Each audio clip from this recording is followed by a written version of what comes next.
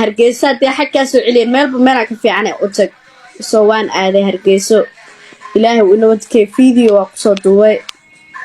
markii video habeenkaas usoo duubtay oo aan soo dhigtay tiktokgeyga ayaa la iraadiyey intaasoo askar guriga aa joogay guri nin jaraalka dhintu ahaa la yaqaanay gurigaa waxaa dhacay calcadaawe in askar saas u wareegsato in al-shabaab ahoo kale ama inaa CID madaxweynaha iyo dhalaybo xasan sheekh gurigii dhan wada askar suwixii because meel ma ka bixi kari soo baxaa la isoo kaxeey ninkaasaa ku doonaya waa la tegay saldhigga halay qabto aan teleefonka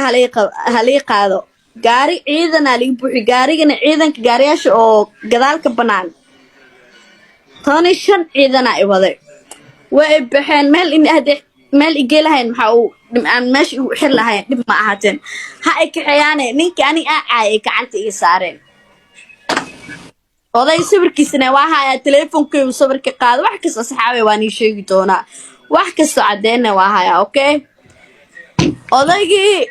ayaa ani gacanta la ii saaray oo hadda ka hor caayay odaygii meel ugu xiray gurigaa la igeliyey inaa been ii sheegeen kolkooliyo xataa saaxiibadiisa ay yimaada oo Sweden jooga casho ii keenan cuntaal ii keenan dhuunta cunto waa saari waaye qof xuriintii lay qaaday teleefonka abinka sheeg u dhaa odaya ma sheegin because aan teleefonkay waxaa ugu jiro sawiraan garama ah xirnaa gabar kastoo taqaana snapchatkeeda sawiraanta waxay teleefonkeeda ku keedinayso sawiraana igu jiray teleefonkay iga buuxay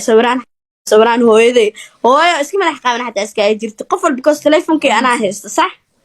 may moyno teleefonkay sekuuradka sheegaa la yidhaha ma sheegayaa dhahay والله وبالله وطلع إلهي مقلعي بسكولة وقبتين